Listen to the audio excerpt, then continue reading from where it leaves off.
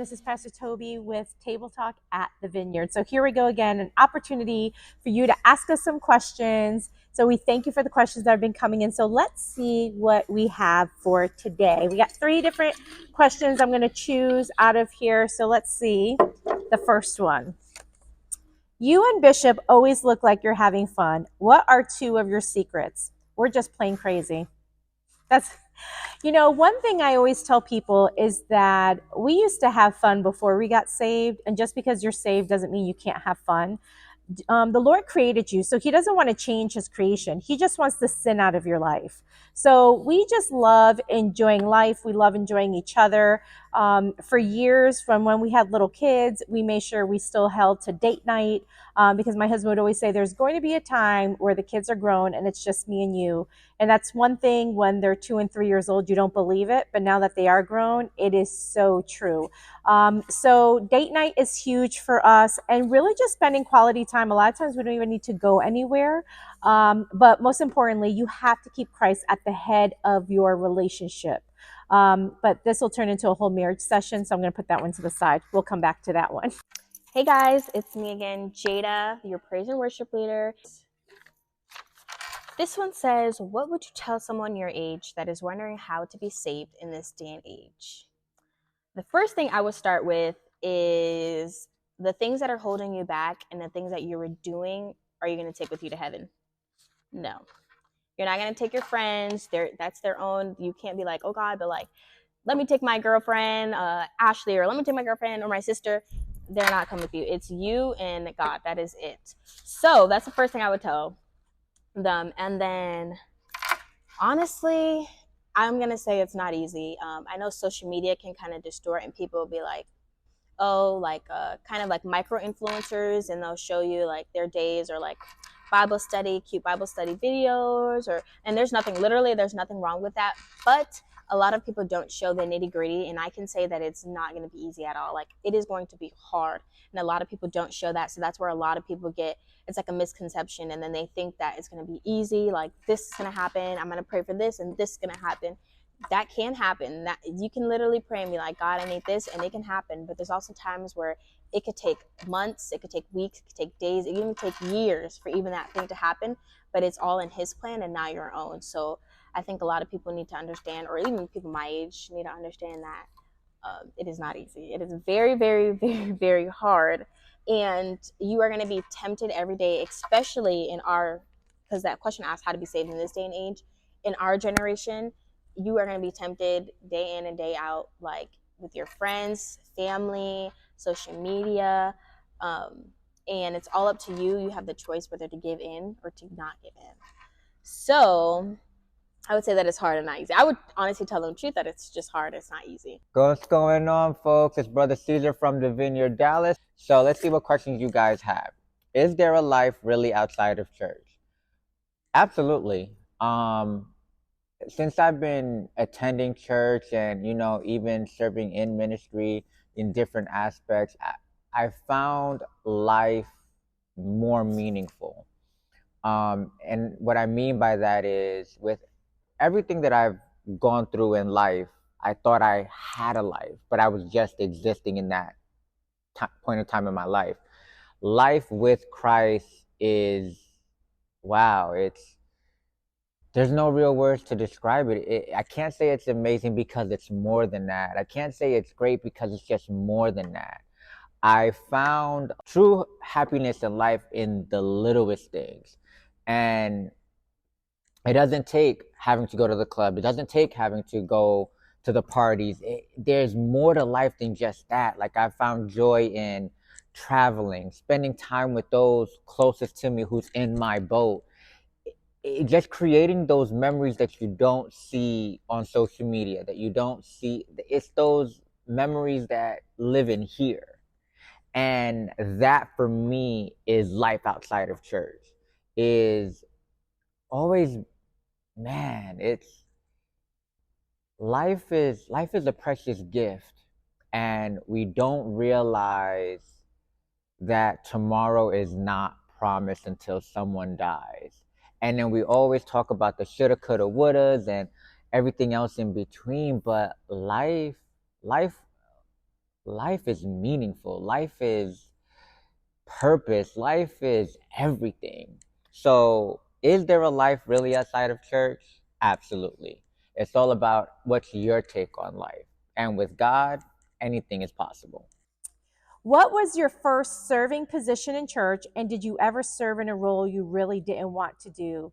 Absolutely. So my first serving position in church was actually, I was called a hospitality greeter. So we had to wear burgundy jackets with a name tag. And every Sunday when people came in, we would give them a hug and welcome them if they were first time visitors, explain where they can sit and where the things were around the church. But I remember we used to call myself and two other girls that we would serve together the triple threat. So we would go in this closet before we started serving, and that's where they used to have the choir robes. So this shows you how way back this was when people were still wearing choir robes.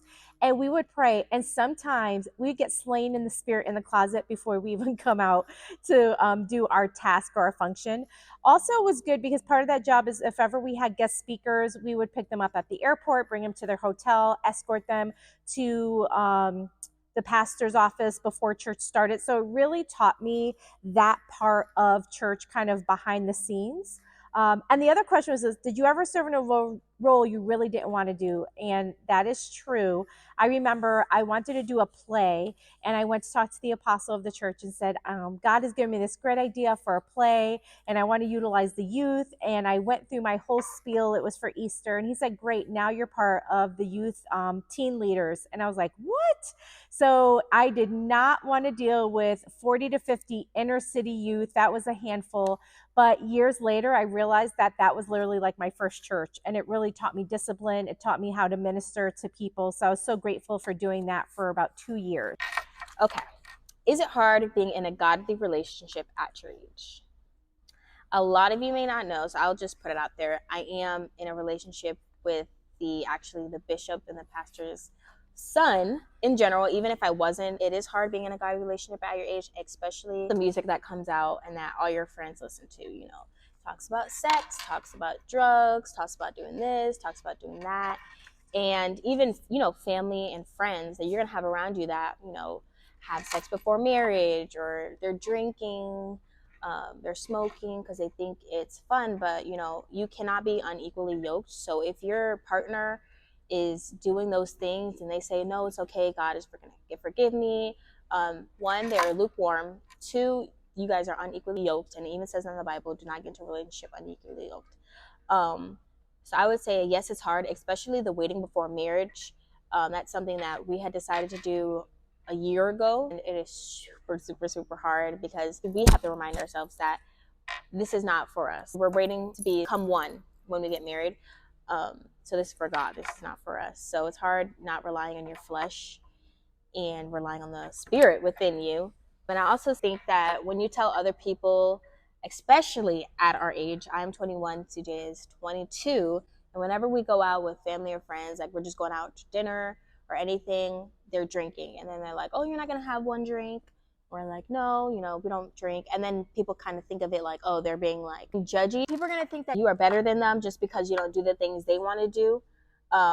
And then that's when you have to really separate yourself and be like, okay, like obviously they're on their walk, like, and a lot of people, I'm going to tell you, a lot of people know God, but they don't want to do the things that God says. So they're essentially lukewarm. They post quotes in the Bible, or they have tattoos of scriptures written on them, but they're not doing the other things that it says in the word, so it's going to be, you're really going to have to separate yourself from them. And it is hard. It's because the question says, is it hard? It is hard. Yes. And also even when you guys get into arguments or fights or whatever, you guys are, then you get an attitude. Let's say like me personally, like I'll start getting an attitude, but then it's like we have to come together and be like, you know what, let's pray about it. And that's really the hardest part, is coming together and trying to put your pride aside and reminding yourself that this is the godly relationship that you were in and that God brought you two together, Describe a time you had an encounter with Christ. So for those who know me, Hannah is my favorite story in the Bible, especially because that encounter that she had with Christ. I've had many encounters. I've been walking with Christ since 2002. I've had so many encounters with Christ, but one I would say was very memorable is that after my brother had passed away, I was kind of I don't want to say I was depressed, but I probably was depressed. And I would just go to work and just lay in bed. Didn't really want to be bothered, even with my family. And I remember in that gentle state that I was, how Jesus came and spoke to me. And literally, he said, sit up in your bed. And then he told me to take a pen and he told me to start writing. And that really started to become my healing process. But I was, like I said, in such a childlike state. And for him to talk to me and meet me at the place I was at that time. And that's what we have to understand. It's not deep when it comes to Christ. He knows what our needs are. And he knows how to deal with us during those certain periods. Any regrets? I would say yes and no. The only regret that I think I would possibly would say is not knowing Christ sooner, because it probably would have saved me a lot of headaches. And I would say no because, man, it's been a ride.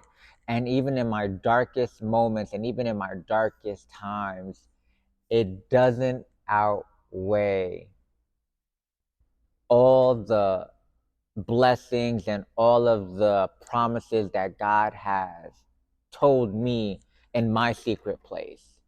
And it's like, me being able to hold on to that allows me to just keep on going, even when I don't feel like it, even when it just doesn't make sense, even when it's not adding up. So, to sum it all up, any regrets? Definitely no, because in the end, it'll always be worth it, whether you realize it or not. What made you move to Texas? So, if you don't know, my husband and I recently relocated from Orlando, Florida to Texas. We got here the beginning of March, and we have moved quite a bit, I would say, gosh, since 2005, I believe. And it's always been a move that God has orchestrated. If it was up to us, we would still be with all of our family and friends in Connecticut. That's kind of where we hail from, but every move the Lord has told us to move. And sometimes we move to these great places and people say, is it really God telling you to move, or did you want to move there? So moving from Connecticut to Florida, we didn't want to live where Disney is. And then from there we moved by, it's a place called Amelia Island. It's North Florida, literally right on the ocean, beautiful. But then God told us to go to Omaha, Nebraska. So you know that we're obedient to God, because we would never be picking to move to Omaha, Nebraska. Moved back to Orlando, Florida, was there for a while, and then God shifted us here to Texas. So we are excited to be here. Absolutely love it so far. Hee haw, howdy. We're learning all of the lingo, and got some cowboy boots too. So, do you ever get nervous when you have to preach? That's a great one.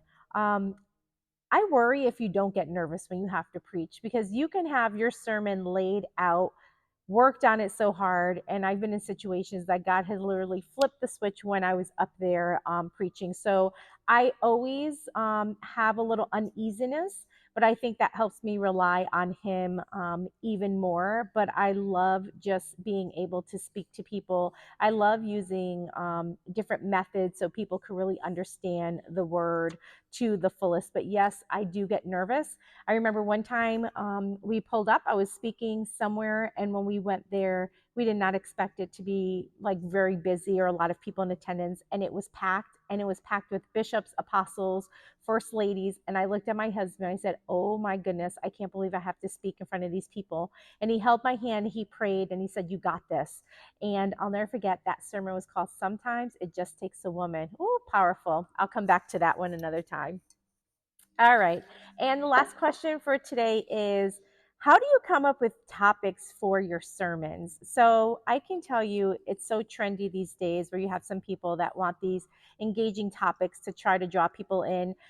All times the Lord really gives me the topic. A lot of times I'll just be throughout my day meditating on Him, hearing a song, and there's just like a word that just resonates with me and drops in my spirit. But most of the time where I get my sermons is I'm sleeping, and the Lord has a sense of humor and always wants to get me up in the middle of the night.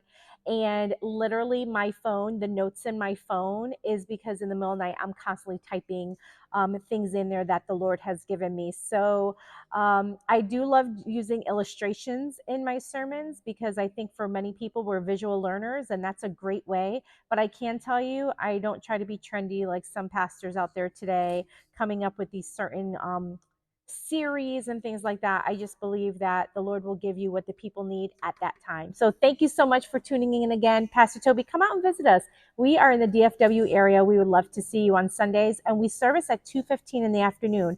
Perfect time for you to go out in the morning for your brunch, get your stuff done, and then fellowship, and then you have the rest of the evening as well. So hope to see you soon. Bye. Thank you for tuning Have a in. good day. Catch you later.